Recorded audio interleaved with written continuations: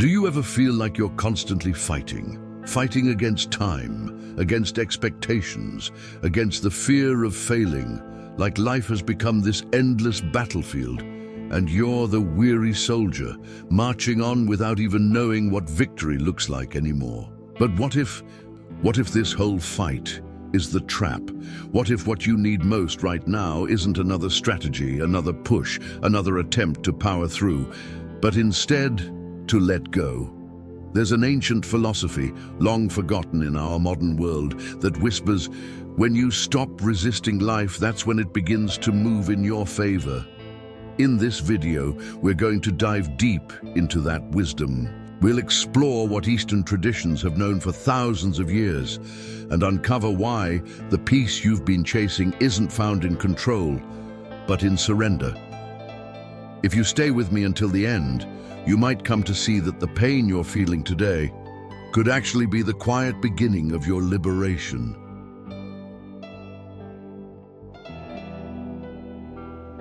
We live in a world where being in control is sold as the ultimate sign of success. From a young age, we're taught to plan every step, predict every failure, eliminate every risk. And deep down, we believe that if we could just control everything, then we'd finally be happy. But no one tells us the cost of that obsession: chronic anxiety, emotional burnout, a sense of emptiness that nothing seems to fill. Here's the truth: control is an illusion. Life can flip everything upside down in an instant. A phone call you never expected, a sudden loss, a plot twist you never saw coming. And the tighter we grip the reins, the faster reality slips through our fingers. The fear grows. So does the frustration. Because something deep inside us already knows we're not in control of what truly matters. Seneca, one of the great Stoics, once said, "We suffer more in imagination than in reality." And that hits hard. Most of our pain doesn't come from what happens, but from what we think might happen. We create these mental disaster scenarios and force ourselves to prepare for every single one. But is that really living, or just surviving on constant high alert? Look at nature. Trees don't try to stop the wind, they move with it. A river doesn't resist the curve, it flows through it. And yet, it still gets where it's meant to go. Life has an intelligence that goes beyond our logic. When we try to control it all, we interfere with that flow. We become rigid, and everything rigid eventually breaks. But here's the mystery. Why does life still fall apart even when we plan it perfectly? Why does pain still find us even when we try to avoid it at all costs? Maybe it's because life was never meant to be controlled. It was meant to be felt. And the more we try to tame it, the more it shows us that real strength points in the opposite direction. Have you ever tried to control everything and still lost what mattered most? Share it in the comments. Your story might be exactly what someone else needs to hear right now.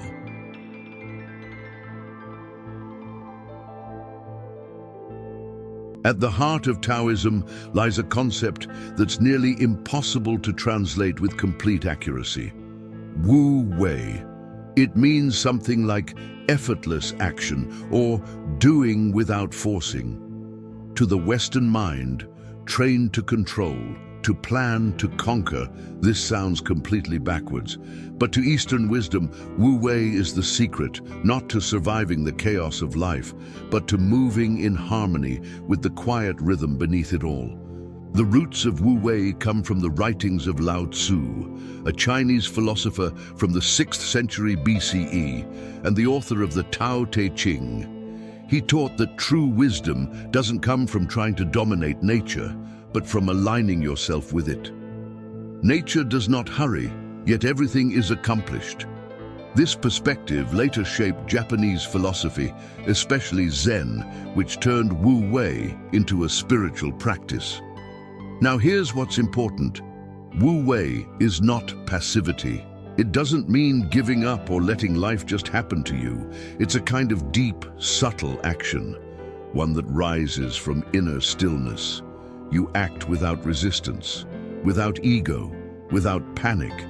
And when you move from that space, you enter a state of flow. Decisions come with clarity. Time feels slower, softer, and somehow life seems to meet you halfway. Think of an artist lost in a painting, a surfer who becomes one with the wave, a musician who forgets themselves in the music. That's Wu Wei. Modern culture calls it flow, but the East has known this state for thousands of years. And the best part, you can live this way, even in the middle of modern chaos. Lao Tzu also said, "When you let go, things fall into place." One of the simplest yet hardest truths to live by, because letting go takes trust. It means believing that life has a wisdom of its own, that maybe your purpose here isn't to control everything, but to simply be present, open, aware, and willing. There are more and more stories of people who found love, purpose, even answers to deep crises, only after they stopped fighting life. It feels like magic, but it isn't. It's Wu Wei in motion. And maybe, just maybe, you've already felt it once in your life. The real question is, are you ready to live that way on purpose?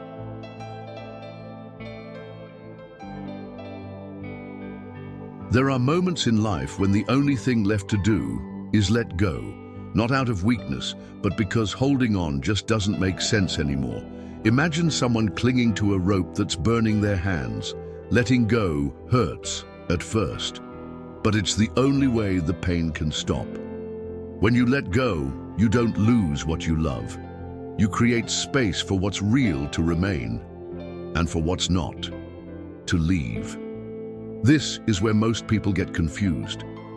They think acceptance means giving up, that stopping the fight means losing. But the truth is the opposite. Real acceptance takes courage. It takes facing life without the armor and saying, "I don't have to fight this anymore." And only those who've been too tired to keep fighting know what that kind of peace feels like. Carl Jung, the father of analytical psychology, once said, "What you resist persists." The more we fight sadness, the louder it screams. The more we run from pain, the harder it chases us. Letting go, in this sense, is simply not feeding the resistance anymore. It's allowing the pain to exist, so it can finally pass through. Acceptance doesn't heal by ignoring. It heals by integrating. So think about it. How many silent battles are you fighting right now? Trying to hold together a relationship that's already gone, a job that doesn't respect you, an image of perfection that's tearing you apart. Maybe it's time to pause, to breathe, and to realize that sometimes there's more strength in letting go than in gripping what's already slipping away. When you let go, you don't lose control. You return it to where it belongs, to life itself. And often, life knows more than you do. It's not trying to punish you. It's trying to free you, but it can only do that once you stop getting in the way. Could you stop fighting, even if you're still afraid of what might happen? Share in the comments below. Your courage might be exactly what someone else needs to see right now.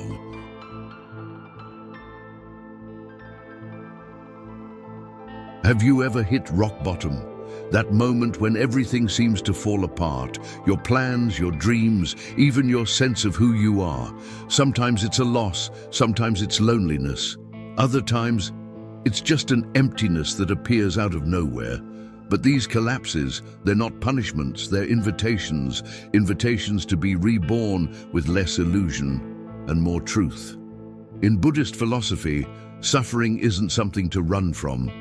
It's something to wake up through. They call it dukkha, the deep, inescapable dissatisfaction of life. But instead of rejecting it, they treat it as a silent teacher. Because when everything breaks, something can finally be seen, something that may have always been there. But we were too busy trying to stay in control to notice. There's a Zen proverb that says, "The bowl must break for the light to enter." That's not just poetry. That's a spiritual reality. The ego, that part of us always trying to hold it all together, only lets go when it collapses. And in that space of surrender, something new can begin to emerge, a version of you that's lighter, more present, more whole. Losing control in this context is the beginning of healing. When you don't know what else to do, when your strength runs out, you open, you surrender. And it's in that surrender that many people say they've felt a kind of peace they'd never experienced before.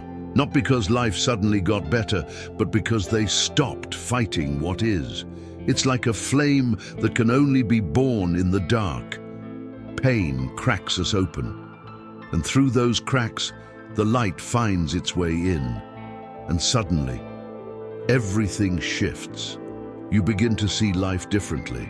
More importantly, you begin to see yourself differently, not as someone who failed, but as someone who survived the collapse and chose to keep going, more real than ever before. Have you ever gone through a collapse that changed how you see the world? Share it in the comments. Your story might be the spark someone else is waiting for.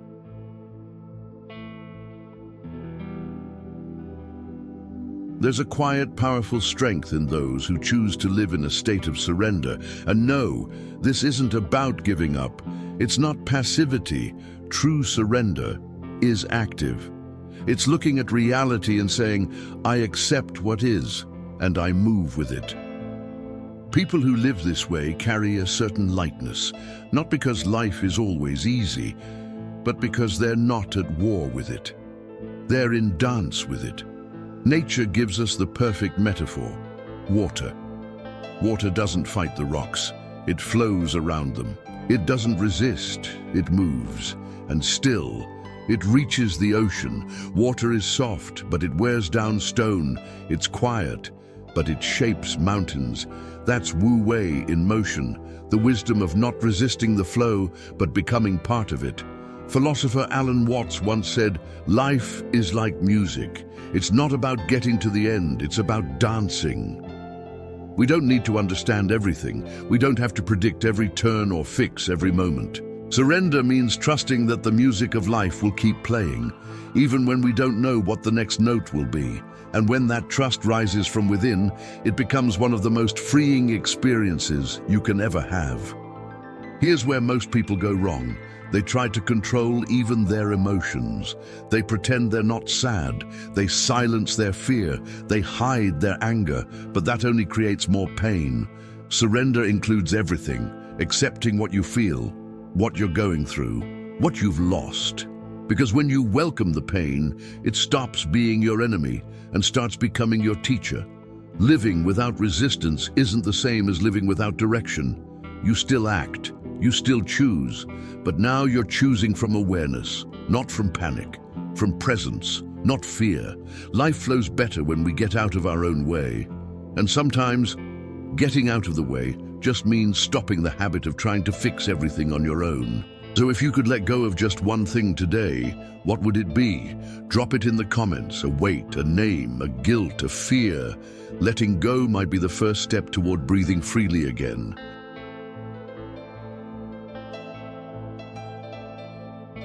The first question that comes up is usually, but how do I live all this with bills to pay, constant pressure, social media, comparison, expectations?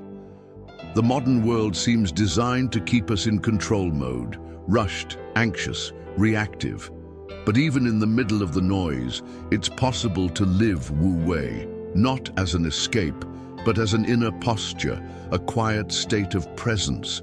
Living Wu Wei today begins with a simple choice: pause, breathe, observe before reacting. You don't need all the answers, but you can create the space where answers naturally rise.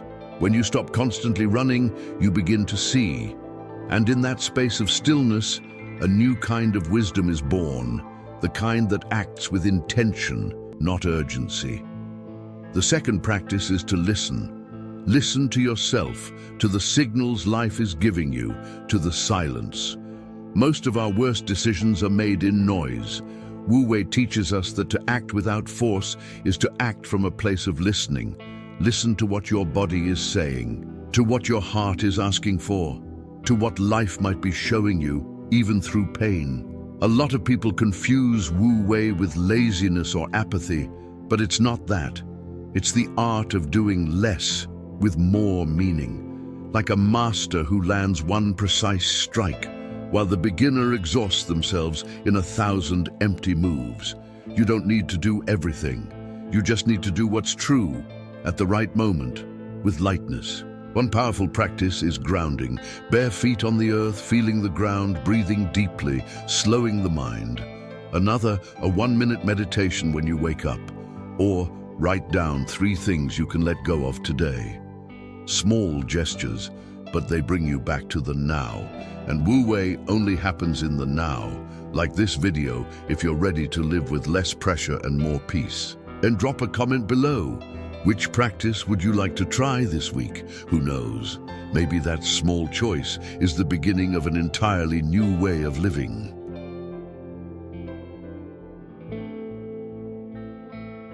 The peace you're searching for isn't in the future. It's not in control, and it's not in having all the answers. It's here, in the stillness between one thought and the next, in the space between trying and surrendering. It's in the moment you stop and decide to no longer fight life. Wu Wei reminds us you don't need to force. Life doesn't need to be conquered through pain. Sometimes all it's waiting for is your trust.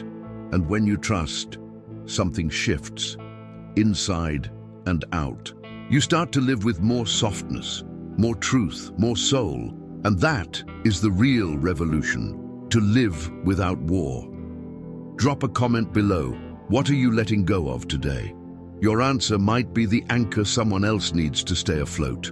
Subscribe for more content like this, and share this video with someone who's been fighting too hard and just needs a little push to finally breathe.